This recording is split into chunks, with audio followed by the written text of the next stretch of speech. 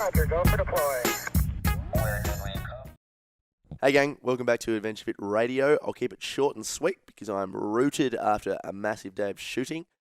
Thought you all wanted to know that.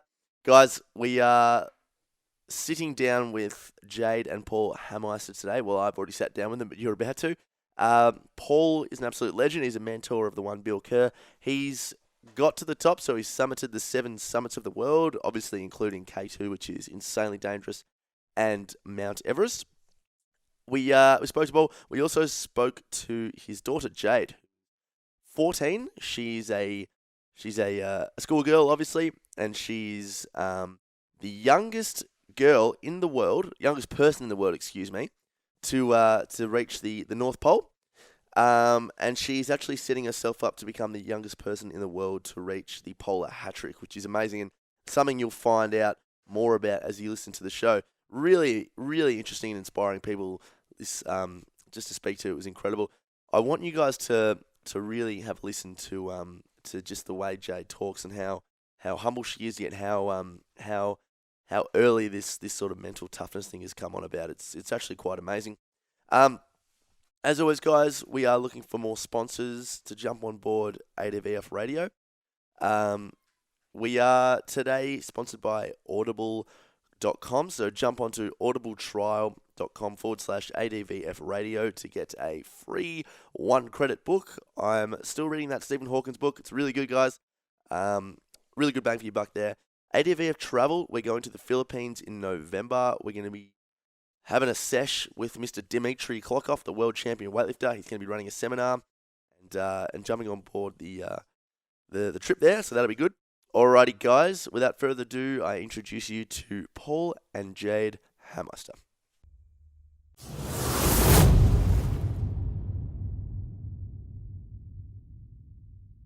Okay, here we are, sitting with Jade Hameister and her father Paul. I've got Tommy to my right, as usual. Mac is absent today.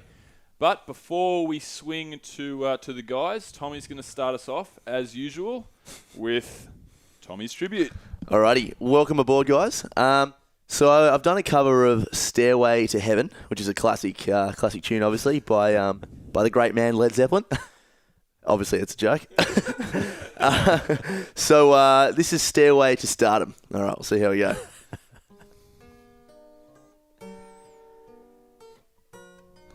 this your Stairway to Stardom? Yeah.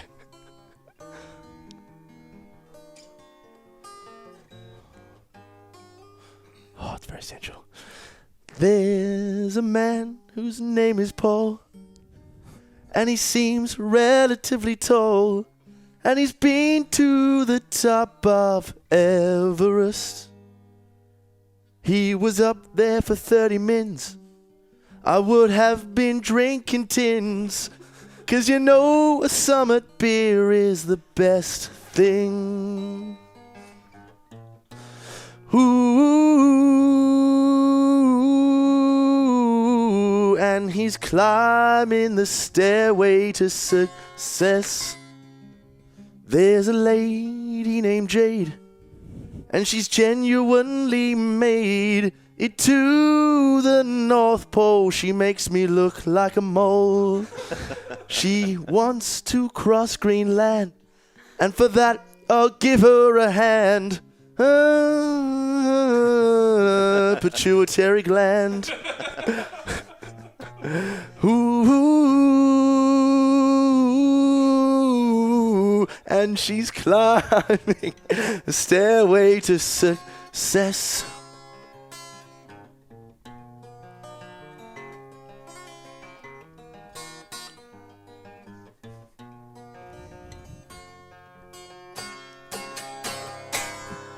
Welcome aboard. Oh, special.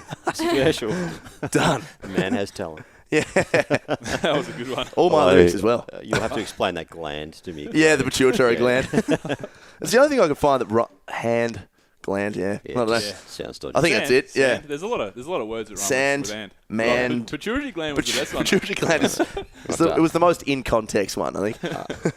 Alrighty. Maybe don't ask your science teacher this afternoon. So we've got Paul and Jade here. These two just came back from the North Pole. let's first, Paul, we'll just quickly touch on your background. So, Paul, you have climbed the 7 summits of the world, and you've done a bit of adventuring yourself. Correct. Correct. And you have taken Jade with you. Jade, how did this all come about? Let's go into a little bit of background. As Paul, you've done a lot of adventuring all around the world. Jade, I'll ask you, where did the want to adventure come from? I think most of it came from our family. I think Dad, being quite adventurous, has had an influence on me. Mm-hmm. Polar adventures as such kind of came from a trip we did to Everest Base Camp. Yep. And we met Was that some... with Adventure Fit Travel? www.adventuretravel.com? Oh, no, it wasn't. No, you're right. Sorry. Go on, continue. Plug anywhere, mate. Sorry, go on. Yeah, and we met some pretty cool people. One of those people called Villa, and she'd done the South Pole solo, and I think she was kind of the one who inspired me to start thinking about my own polar journey. Mm-hmm. And then that's kind of where polar journeys for me came from. Okay. Yeah, a little side note there. I mean, Jade was 12 and my son was 10 when they went to Everest Base Camp. So Jeez, if any of your listeners are wondering whether they're up to an Everest Base Camp trek, Yeah. there's your answer. Well, that's Yeah. funny because we had it on the other side of the scale. On our first trip 18 months ago, we had a 60-year-old gentleman that came along and he really excelled. He was as good Yeah. as any. And he actually emailed me and asked what the age limit was because his son handed him the brochure, and I emailed him back and said, "Oh, how old's your son? Let's discuss this." And he said, "It's not for my bloody son, it's for me. I'm 60 years old." So yeah, Everest can definitely be done both ends of the spectrum there. So that's an amazing effort. So Jade, tell us, you've just come back from the centre of the North Pole. So you were 14. You've turned 15 now. No. No, you're still 14. Yeah. So you were 14. So that was last month. Tell us a little bit about it. Where did that specific idea come from? And go a little bit into the journey.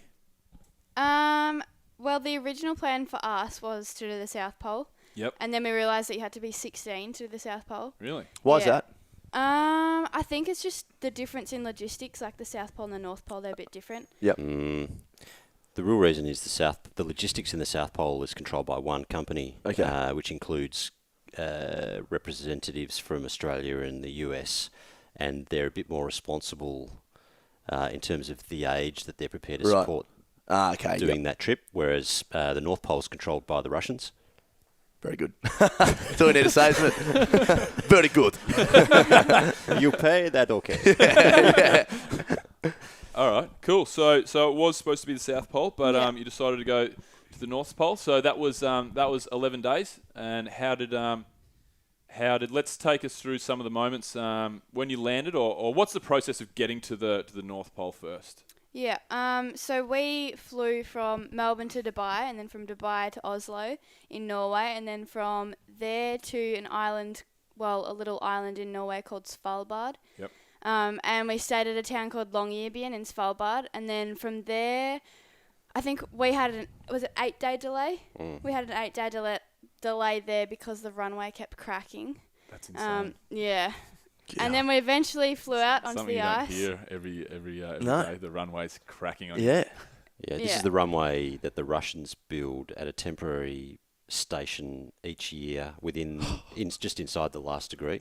Right. So they build it on the floating sea ice. Yep. So they basically fly a Hercules each year over and around the North Pole looking for a really good piece of sea ice Yep. to build a runway on. Then 30 guys jump out the back of the plane in parachutes, push 2 tractors out the back with parachutes, build this temporary runway, and at the end of the season, they basically abandon it, and the tractors and everything sinks. So there's into like the 100 ocean. runways out there. Yeah, Jeez. It's pretty, 100 tractors at the bottom of the ocean. Yeah, yeah. pretty hardcore. Right, so you had Wow. an 8-day delay in Norway, and then so how do they judge that the sea ice is stable enough to fly out and land onto? I think that it's clear. Like there's obviously no cracks. Okay, so who makes that decision? You're just waiting for the right Russians, yeah. right Yeah. information. The Russians I mean, again. look, when a crack opens on the runway, it's a crack. Like it's a metre wide of water because Yep. you're on floating sea ice, right? Yep. So the plane can't land on it.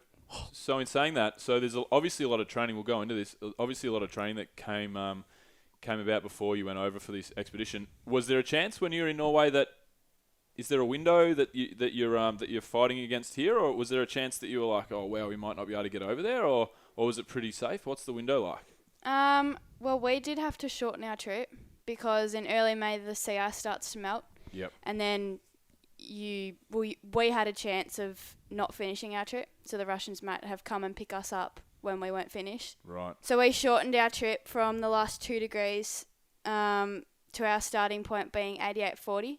So Okay. it was like 220 kilometres down to 150 kilometres. Right. Okay. So we were planning on averaging about 11 k's a day to do the 220, but we decided to try and average about 15 k's a day over 11 days Yep. to still do a really serious trip and Yep. allow Jade the opportunity to be the youngest person to have done any trip from outside the last degree.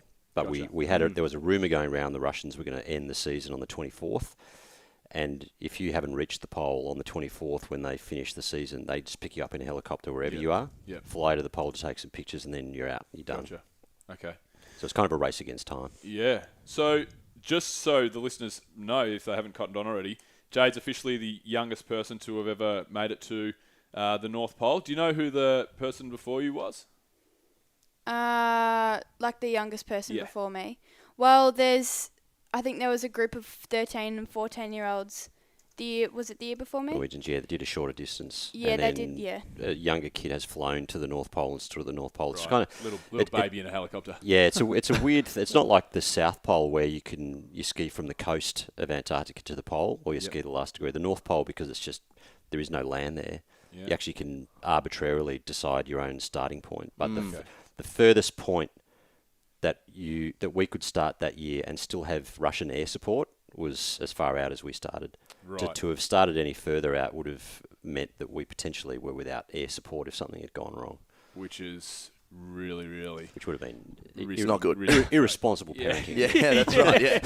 to say the least. So what about starting from the 150 kilometre mark? How do you actually make your way across land? Because not many people are very familiar with the terrain of the North Pole. So as in with all you've obviously got your sleeping material, you've obviously got food, you've got everything how much are you carrying, and what's the logistics behind setting up your sleeping, your tents and your preparations for food and stuff? How does that all work? So the whole time we were on skis pulling sleds, Yep. my sled weighed about 50 kilograms. Yours About 70. 70, yeah. Yep. Setting up tents at night, we would have to do that quite quickly because you don't once you stop, you get really cold. Yeah, for sure. And then I'd get in the tent and set up the stove and start lighting the stove, and then Dad would be outside digging snow to melt. More irresponsible parenting. Open flame, fuel bottles, unsupervised. Yeah, small area. Yeah, that's right. Zipped up tent. Yeah. Jade's like, hi, husband. Is that irresponsible or? So you got 50 and 70 But just to kilograms. come back to something you said before. Yep. Whilst we travelled 150 kilometres as the crow flies, we probably ended up covering about 200 kilometres. Yeah. zigging Because there's a whole range of factors that make travelling in that environment unique. Yep. One is you're drifting on the ocean currents, and we had a strong easterly drift in the currents, so we were constantly being pulled off course Right. every day, and while we slept in the tent. Wow. The floating sea ice cracks and opens up open water leads, so you've got to cross open water. So you try and find a way around that, and if you can't, then you've got to strap the sleds together to make a raft. Someone puts an immersion suit on, jumps in the water, swims across, and then brings the other people across on the sleds. Insane. Wow. And we counted this quite a bit because the sea ice was quite thin. The sea ice collides, creates a big compression zone of rubble, sometimes as high as a 3-story building. Really? And then you've got to take your skis off, climb over it, and then help each other to actually drag the sleds over the top. Jeez. So it's very slow going. So did you have to do any of those water crosses where you had to get the immersion suit on? Yep. Yeah. Yep. And Yeah, we did one. we did one, and if you fall in, what do you have to do? If you fall in, If you fall in the water, what do you have to do? like in an immersion suit or No, just if you in? fall in off the raft that you've made, what were you told to do? I don't know. Scream. Did we Right, go you over roll- that? Swim You've got or to roll around In the in the snow because the salt water doesn't dry, and so if you roll around on the snow, the snow absorbs Turn the yourself salt into a big water. Yeah, Lamington. and then if you don't have enough gear, then you've just got to get moving and try and Right. Wow. warm up again. This sounds all too much for me. Sounds pretty easy. So I'll go. So what was the So Jade, like, what were there any really dicey moments through there? Anything not go to plan? I don't think so. What was the diciest moments for you? You had one at least once a day. Going to the toilet. That was pretty hard. I can imagine. Yeah. I can imagine. So how did that all work? You just have to get behind the tent and let her go do her thing? No, during the day I'd find a spot and then freeze my butt off and my hands off. I got frost nip on my bum. Yeah. At night we had pee bottles. Yeah. Yeah. Okay. And you have to take your. This is not the track I wanted to go down. Bill, just for everyone at home, Bill was he couldn't stop saying enough how serious the show was going to be after the serenade. Just going straight into the toilet. But it kind of reinforces how difficult these expeditions are that's for right. women relative to men, because they have so many additional issues they've got to manage. And Absolutely. trying to undo a bunch of zips to take a pee in mittens. And then to expose that much flesh in minus 30 conditions is incredibly dangerous thing to do, but you kind of inevitably have to. And as a bloke, it's a lot easier. Did you feel that freeze instantly when you had to do that? Yeah. It just instantly comes on and Yeah. wow, that's amazing. God. Yeah. What was it? What was the worst part? Was it the wind Yeah. that was the blowing on wind, it? Yeah. Yep. Wow. So what are the temperatures like? So it's minus 30. The temperatures get colder with the wind chill factor. How does it? Was there any days that are just howling that were just really, really cold and hard to get through? I think we had a couple of quite windy days. I think we were good. We had really good weather towards the start, and I think the coldest we got was minus 30. Yeah, she's understating it. normally- We had one day of complete suffering. Yeah. She's just a tough kid. Yeah. Like What's I complete was suffering. What's complete suffering look like? just aching and agony in your hands Yep. the whole day from cold. And how do you keep your hands? What's the most? Because obviously your hands and your toes are the first things that are going to go. Do you have any glove warmers and toe warmers and mitten? Like, how do you keep your hands warm so that you don't lose them in these conditions? I don't think we didn't use hand warmers and toe warmers, and when I remember coming back from a pee one day and my hands were like frozen, and Dad got out the toe warmer. They took like 45 minutes to actually work. Oh. So after I'd stop for a break, I'd take my thumbs from inside the mitts and like hold them like that, so that they're all like skin to skin contact and down. Yep. Yeah, and Okay. that would warm Yeah, up. skin on skin is the best strategy, which means you don't want to be wearing gloves. You wear an inner mitten liner with outer mittens, and it means you can actually wrap the ski strap around your wrist of the mitten and actually drag your fingers inside the mitten and put skin on skin and just drag the ski pole along. Make a fist. Yeah. Okay. That's really interesting. So, what motivated you day to day throughout the journey, Jade? Obviously, it's probably 11 days. It doesn't sound like a long time, but when you're in sub-zero temperatures in the middle of the North Pole, dragging 50 kilometres of baggage behind you, 11 days is going to. For me, it sounds like it's going to be mentally tough. What did you do to motivate yourself day to day? Are you pretty self-driven? Was there anything that got really hard mentally?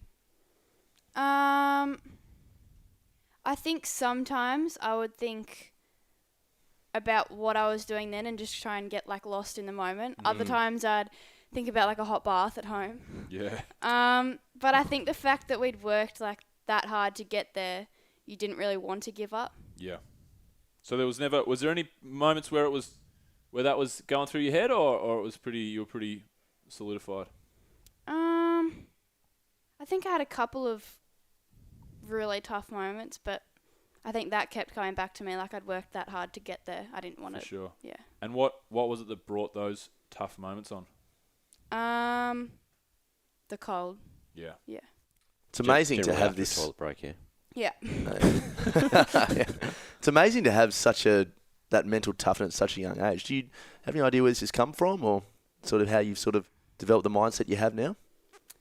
I've definitely learnt a lot of lessons from Dad, and I think that's kind of how I've grown mentally. Yep. Yeah.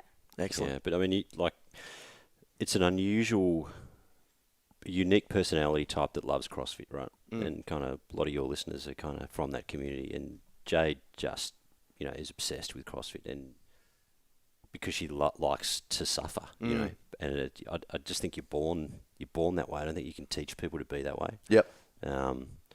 And you think about people that are good at life, at the game of life. They're generally people who are pretty good at suffering. Yep. And they're definitely. good at being comfortable, being uncomfortable. That's Good at- right. good at not giving up. Absolutely. Yeah. Yep. That's a really good skill to have, and that's one of the beautiful things about CrossFit is it gives you a regular opportunity just to be comfortable. Yep. Being uncomfortable. Did you listen to our last episode by any chance? No. I think we quoted Am I the quoting you on that? Yeah, Oh, sorry. that's quite Tom Ahern here. Yeah. No, but you are spot on. I totally agree with you. Yep, totally agree. So what about the final day? How did it feel on the final day when you finally reach? What is the point of the furthest point of the North Pole look like? Is there a flag? Is there a street sign? Is there a barbell? What is there? What is No, there at there's, the end? there's nothing. There's nothing? Because the sea ice keeps moving, so Oh, it of course. keeps So changing. it's just off the GPS? Is that how you work it out? Yeah. Oh yeah. wow. So what did that feel like that last day, waking up knowing that you're going to get there or you're hoping that you're going to make it there? And then when you actually step foot and you figure out you've made it, what did that kind of all feel like? Well, it was definitely a good feeling knowing that we actually got there. But I was quite sad, unusually sad. I didn't think I was going to be sad. And I was bittersweet. like Symphony. a week after it, I was missing it like a lot. Yeah. I wanted to be back there. Yeah. Well, I suppose we'll go into the next part of what we'll go into in a moment is what you've got coming up next, obviously. But I suppose you're always going to get that if you put so much mental energy and so much love and so much blood, sweat, and tears into something, and then you finally reach that point. Then there's definitely I think a little bit of bittersweet feelings there. So that's interesting. I think what we'll do now, we'll just throw over to Tommy. Tommy's got the good, the bad, and the science. I think it probably try and make it a quickish one. Sure. We've got So an hour the good, with the you bad, guys. Yep. Cool. Cool. Alrighty. So, guys, the good, bad, and science is just sort of 3 articles that I find relatively interesting through the week, and I like to have a bit of a chat about them. So, something cool, something not so cool, and then something really ridiculously sciencey. So, the first one, it was entitled "Melbourne Met Your New Train Station," and it comes with a new feature never before seen. So, they're making a new train station. It's in Parkville, so the Parkville Metro train station. And part of it, it's got some screen doors which separate commuters from trains. I'm sure you would have seen that over in, I think they have them in China and all this sort of stuff. Quoting Mr. Andrews, it's great for safety and climate control, so for noise, which I think is bizarre to throw in there, but he's clearly thrown it in there.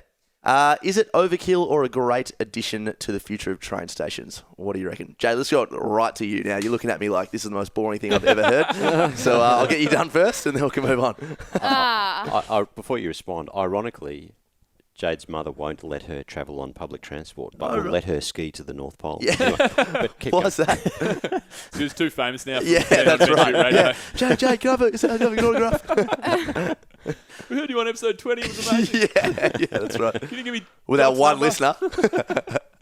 Sorry, Jade. I think it sounds interesting. Yep. Yeah. Yeah. Great answer. You Moving on. literally don't have to give him You don't have anything. to give That's me what most anything. of our Yeah. guests do, Jade. Yeah, they give me nothing because I picked the worst articles ever. Yeah, that's pretty bad. It's shocking, isn't Pretty it? bad. What do you got? What's the bad? Okay, so the bad. Women can legally be forced to wear high heels at work in British workplaces. An actress claims to have found when she was sent home for wearing flat shoes.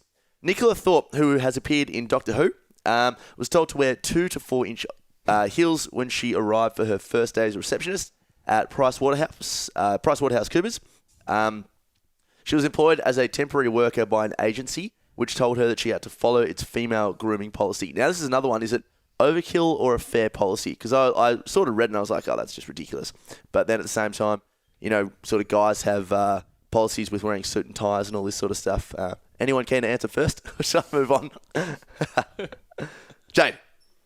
I think it's a bit overkill. Yep. Yeah. It's ridiculous. Yeah. It's pretty ridiculous, isn't Wearing it? high heels is bad for you. Yeah, it's so bad for you. It's Yeah. ridiculous. We were talking about it the other night. Where does that custom come from? Yeah. Like, what is the purpose of the That'll be heel? one of the things in 100 years Yep. that people look back on and go, how's what they used to do in the Yeah. 1900s and early 2000s? Well, I mean, it's become a fashion statement, Yes. but I presume its origin was some lady said, "How do I make myself taller or make my legs and make my longer. shoe look good?" Yeah. But Yeah. I assume the primary purpose is to make them taller. Yeah. yeah, you know. I would say so. Yeah, I agree. And if it's based on a fashion thing, then it shouldn't become a policy. Yeah. There was a couple of hundred years ago where it was really fashionable for Chinese women to wear really, really tiny little shoes. Yeah, squeeze And their they, toes up. yeah, Yeah. and they'd have to, every day they'd have to crush their shoes and break their toes and stuff and fit them into a shoe.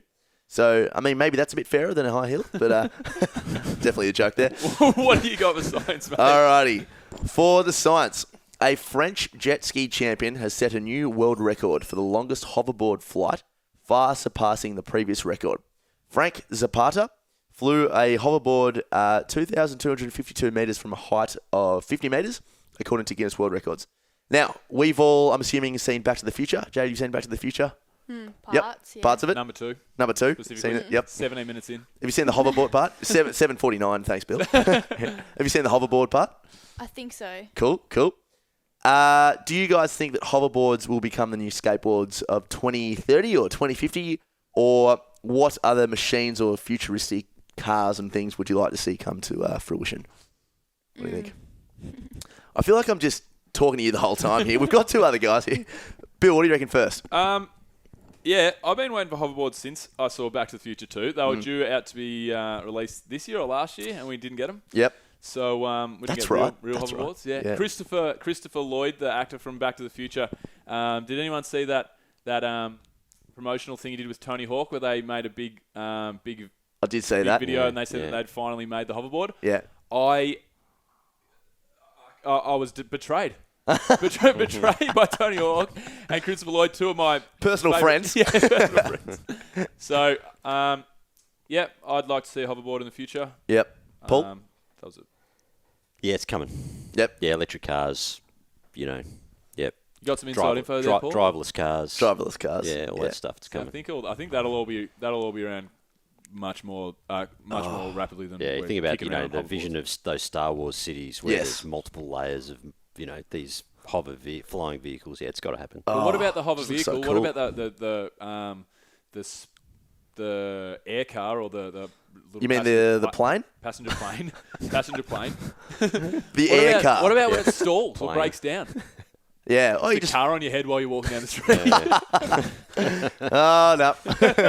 It's happened again. Yeah, that's right. All right, so that's all you got, Tommy? That is all I have, my friend. Good Gee, job. that's a good segment. That's quality. Yep. It's, I'm sensing something there. look, it's great that I guitar get bullied thing as was much good. as. Put it that way. Yeah, that's right. It wasn't it one sucked. of the better ones. So Jade, what's next for you? So you said that you're a little upset and bittersweet when you finished this adventure. So I know that you've got a couple of things planned. What are your goals moving forward from here? So the next trip is to cross Greenland. Yep. In April next year, and that trip is 540 kilometers over 30 days. Wow. And then the trip after that to complete the polar hat trick is the South Pole, and that's 1,170 kilometers over 2 months. Wow. Yeah. Okay, and then so having completed the polar, what was it called? The polar Polar hat trick. hat trick, yeah. So having completed the polar hat trick, you'll be, I assume you're going for the youngest to do the first two, and then all three, you'll be the youngest person ever to do the polar hat trick, correct? Yeah. Cool. And how many people do we know? Do we know how many people, Paul, do you know how many people have done the polar hat trick? Is there stats and figures on that? Or Not official, but unofficially, it's 20 people, Really? somewhere around that number. Yeah. Right. Okay. So yeah, I looked. I mean, Nat Geo have commissioned and are producing a documentary on the trip Jade's just done, and probably on the next two trips. And I think they're researching all that stuff for the doco. That'll be released in August This year's trip. globally. Yeah. Yeah. Yeah. Cool. So how did you go about getting the content for that? Getting the content for it. Yeah, the filming and the. Did you film on site when you did the? Yeah. Tripping. So before we left, we entered a co-production agreement with a production house. They did the deal with Nat Geo. They then commissioned a world-class, if not the man in the world, to come along on the trip, a Norwegian called Petter Nyquist, who was Prince Harry's cameraman when Prince Harry did South Pole and Everest with the Wounded Warriors. So he was the fourth member of the team, and he basically spent the whole time shooting footage and in Jade's face at her worst moments. How you feeling? Amazing. I can't wait to see that. That'll be Yeah. good. Yeah. So, what do you have to do then, Jade? I mean, you obviously went through a fair bit of training for this trip previously. Do you have to really up the ante? When do you go into training for the April 2017 trip? Are you training currently or always training year-round? What do you have to do to get yourself ready for Greenland, for example? Well, we're just slowly easing back into it right now. But I assume we will have around the same training program, and then I think hopefully I'll become a bit stronger than I was before North Pole. Mm-hmm. Yeah. So Jade's programming is written by a guy called Lee Gant, who's one of the owners and directors at GW Performance in South Yarra.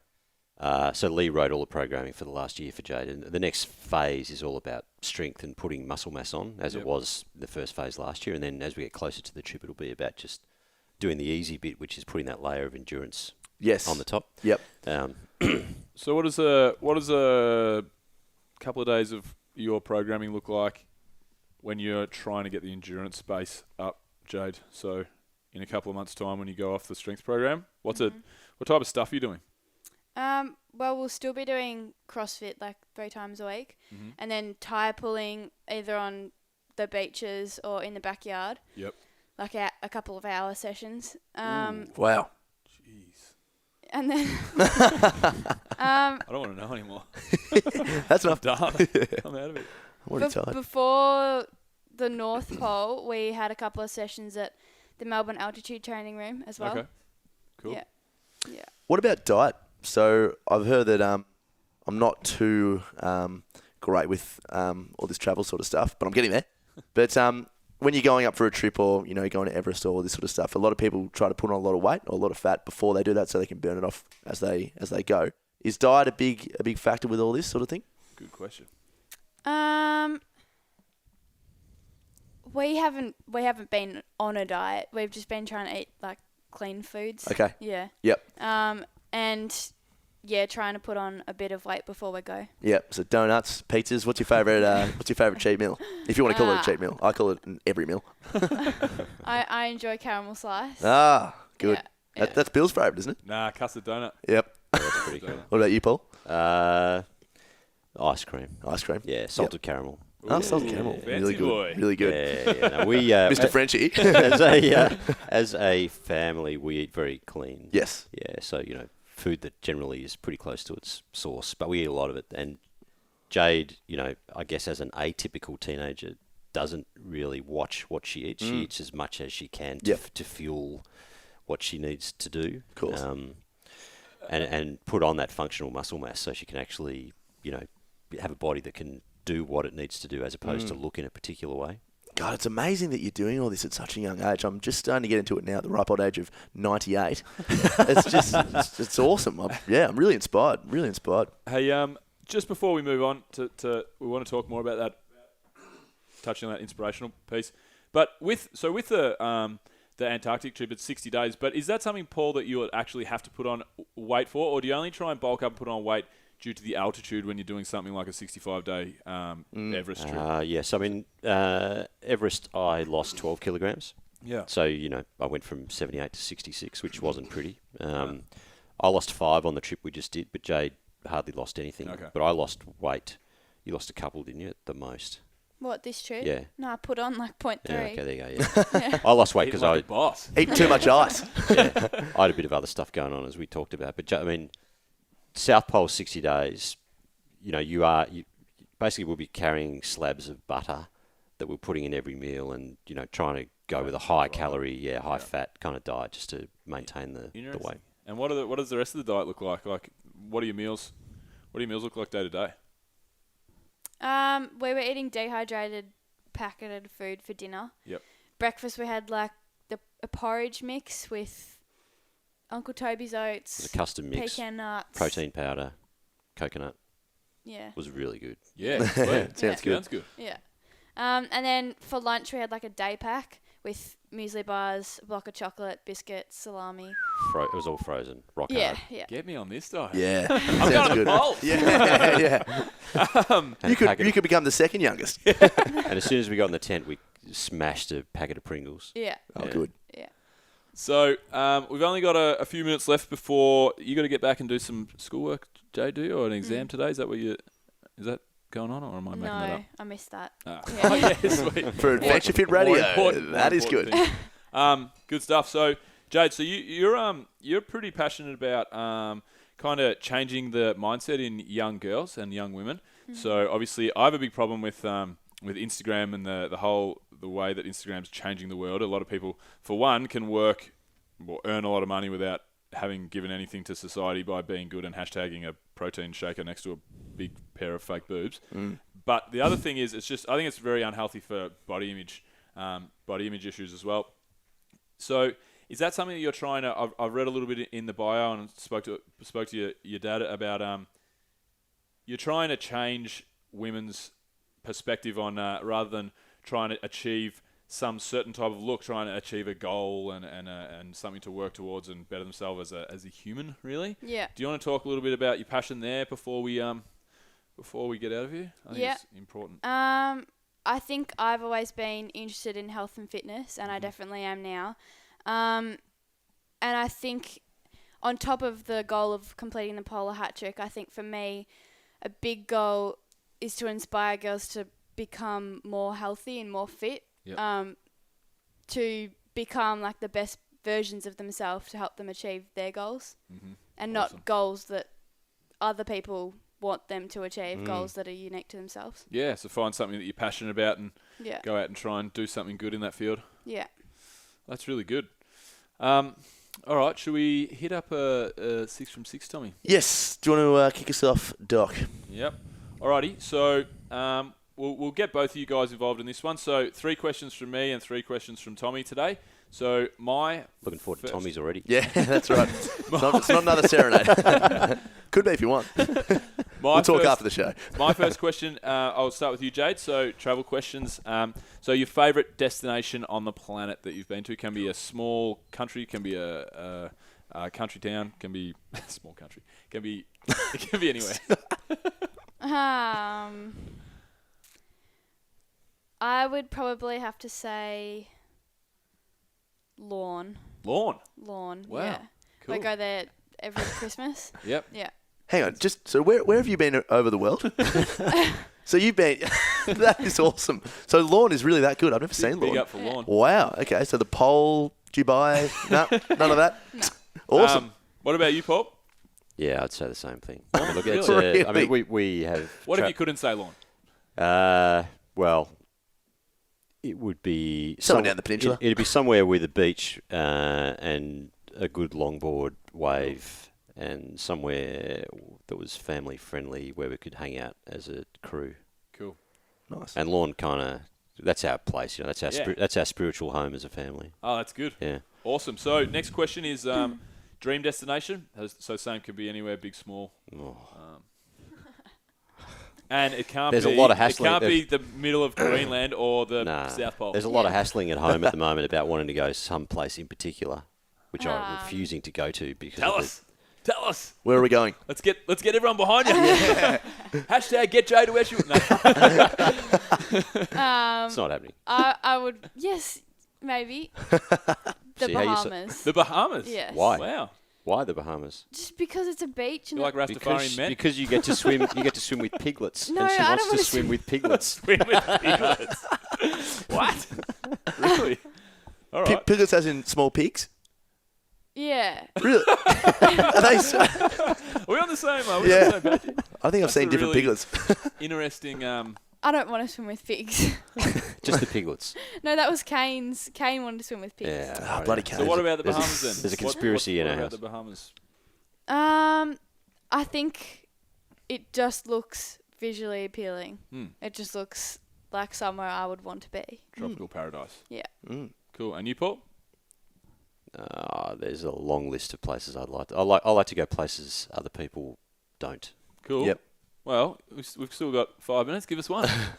The heart of some of the deepest jungles on the planet would be pretty cool. He's very vague, isn't he? Yeah. Well, I mean, He there's hasn't got a pin on the board yet. somewhere in the Amazon. Give us. You're talking the Congo. If that was one of the hardest jungles to get to the middle of, yeah. What about the Darien Gap, Panama, Colombia? They reckon that's the roughest, most dangerous jungle in the world. Yeah, it's on my list. Yeah. Really? Yeah. Same. Yeah. Same. Some pretty cool piglets in there. Darien Yeah. Gap. They reckon it's the most uncharted territory. you Yeah, can the get. Mariana Trench, maybe. Yep. The Mariana Trench. Mariana Trench. Yeah, Yeah. cool. Sick. Cool. That's cool. All right, so it's going to have to be quick fire these ones. So this next question for me is, so if you're on a desert island, you've got 3 things to keep you sane. So this is entertainment. You've got food and water and stuff like that. They can't be people. What do you got to play with? 3 things. It's a tough one. It's very Yeah. tough. Very tough. Piglets? Bacon. Yeah. Now, Paul's got bacon. Yeah. Yeah, that's right. Jade had the piglets. Sat phone, solar Yeah. panel, so I can recharge it. And then we've some, had Couple that. people have their phones. Yeah. Yeah. Like the and then some other device for entertainment that I can charge off the solar never-ending panel. Kindle. Yeah. We've had that one. We've had socks. Don't know why. Most people want In a the ball. desert. Yeah. Sunscreen would be good in a desert. Sunscreen. Yeah. Yep. All right. Do you have one, Jade? Yeah, I don't know. It's tough, isn't it? Yeah. Yeah, it's a tough one. That's cool. Tommy, what do you got? Alrighty. Paul, do you have 3? Do you have your 3? You got bacon. Oh, you didn't? Was that yours? Had Sat your actual phone. 3? No, mine was just oh, that was mine yours. was just Yeah, comms and entertainment. Yeah. All right, let's move on. Biggest role model growing up, Jade. Do you have a role model? Apart from your old man, of course. Yeah. You can say your dad, though. You can say your dad. If Yep. you like. You're going to get grounded if you don't. No, don't say me. I think the lady who I was talking about before, Villa, she's definitely one of my biggest inspirations. Villa was... Refresh us on Villa. Villa, she skied to the South Pole solo, adventurer, yeah. Awesome. And what's her name? What's her name? It's like Vilborg. Vilborg Arner Gussentiltortor. Okay, cool. It's Icelandic. Icelandic, yeah. Yep. Yep. Yeah. And she does CrossFit, and she was a guest trainer on The Biggest Loser in Iceland. Oh, and, really? Yeah. Very Yeah, famous cool. lady in Wow. her home country, All right. yeah. That'll be fun for Alvin to look up that name for Yeah. the show notes. Yeah, that's right. Do it, Alvin. She's a lovely lady. What about Paul? Yes. Look at a whole range of different levels. There are different people. Business level, Bob Mansfield was a great mentor of mine. Do you have any adventurers you've done a lot of, like, who are the guys you looked up to? And No, gave look, you the I ideas to do what you've done? I kind of hold a lot of the best adventure people in the world with a degree of kind of skepticism. A lot of them seem to be one-dimensional people. They're divorced, don't have family, unhappy. Ruin their lives to make But it as basically, well. their whole self-esteem, self-worth is based on the adventures that they do, and they're into doing public speeches and websites and all that sort of writing books and all that sort of crap. So I wouldn't say they're role models, but Cool. people who kind of have life sorted out, which means they put kind of family as a high priority. They don't work their ass off the whole time. They understand that leisure's important, travel's important, working out what's important to them and living their life according to their own values. Beautiful. They're kind of the people I respect the most. For sure. Excellent. Right. Best thing to do when you've got some downtime.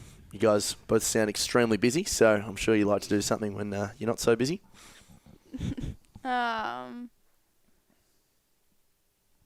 I would probably, depending on how much time I have, maybe go to the beach, maybe watch a movie, Yep. Hang with friends. spend some time on social media. Very good. Very good. Yeah, Training. Training. Yep. that's not downtime. Yeah, it I is. would have said training if it wasn't downtime. Well, I mean, if it's something you enjoy, that's That's how I switch off. yeah, Yeah. exactly. Yep. Yep. Some people use it as a meditation every now and then. And cool. Final one. If there were 3 people, dead or alive, you could invite to dinner, who would they be and why? You guys can have a collective dinner party, so you can have like 1.5 each. You can have 4, 2 each. I reckon Nelson Mandela would be pretty cool. Yeah, have we had that before? Maybe. You might have. Nelson Mandela. Yeah, I can't remember. Paul? Go one You go. from you, Jade, one from you, Paul. Oh, I'm just Same here. inviting my deceased grandparents. Oh, very good. How are they? It'd be pretty cool to see them again. Yes. Yeah, that's Yeah, normally- so that'd be the We get that one. that'd be the dinner party I'd like to have. Yeah. Yeah. Definitely. You got one more, Jade.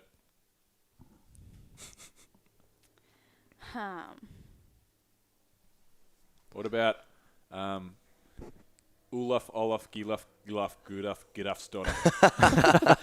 You're right. The famous protagonist from the Dr. Zeus character. CrossFit heroes. Yeah, CrossFit hero. Cara, Annie, Lauren. Lauren Fisher. Yeah. She'd be a cool one. Yeah. Hard girl Thinking. to. It's a very hard one, isn't it? Yeah. Sorry, Jade. There's this thing called dead air on the radio that we have to avoid, so I've got to try and like. What about Leonardo DiCaprio? But when he was the age that he shot Titanic. Come on. Come on. He was a good-looking man. He was a good-looking man. man. Still a Jade's best friend wrote letters to her that she could open at a quarter way through the trip, halfway and 3/4. Right. And the quarter of the way trip was basically a page full of pictures of Leo from that era, wasn't it? Yeah. That's awesome. Yep, he's good. I like it. Cool. All right, guys. Well, we normally give the guests a bit of a opportunity to sort of plug them. If there's anything you want to mention or anything you want to give a shout out to or ways we can find you. You haven't got another question? Do you do 3? No, that was 3. Oh, Yep. sorry. Yep. How do they find you guys? I have a website, Mm-hmm. an Instagram, and a Facebook. Yep. Yep. And they are? Well, I'm not going to let you know. Instagram and Facebook are just my name, Yep. and then my website's www.jadehamaster.com. And Hameister is HAM. I said .com. HAMEISTER. Beautiful. Yeah. www.jadehamister.com. Yeah. .com. .com. Cool. Black Ops, social media. Can't find me anywhere. No worries. Alrighty. Well, thanks a lot for coming, guys. Sorry Cool. about the good, the bad, and the science. I'm glad you liked the tribute. The Hopefully the tribute rest was wasn't too awesome. bad. Oh, it's a shame it was only 2 verses. Yeah, that's right. I've got a bit more. I'll see. I'll send you a recording. Alrighty, guys. Good stuff. That's a wrap. Hey, gang. Me again. The bone. The T-bone. Sorry, I'm still half asleep. Alrighty, guys. If you like our shite, which I really hope you do, that's SHITE. Please subscribe to us on iTunes. Adventure Fit Radio. That is how you will find us. Give us a review. If you hate us, do not give us a review, and please don't ever speak to us again. But if you do like us, please get around us. Guys, the show notes can be found at adventurefittravel.com/podcast. So follow the prompts there on our website. All the stuff we talk about, we set up links on the show on our website, so that's nice and accessible.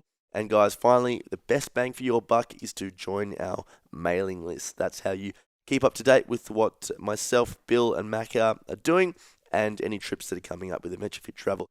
Alrighty, gang, we'll speak to you very, very, very, very soon. Good boy. Discovery Roger, go for deploy.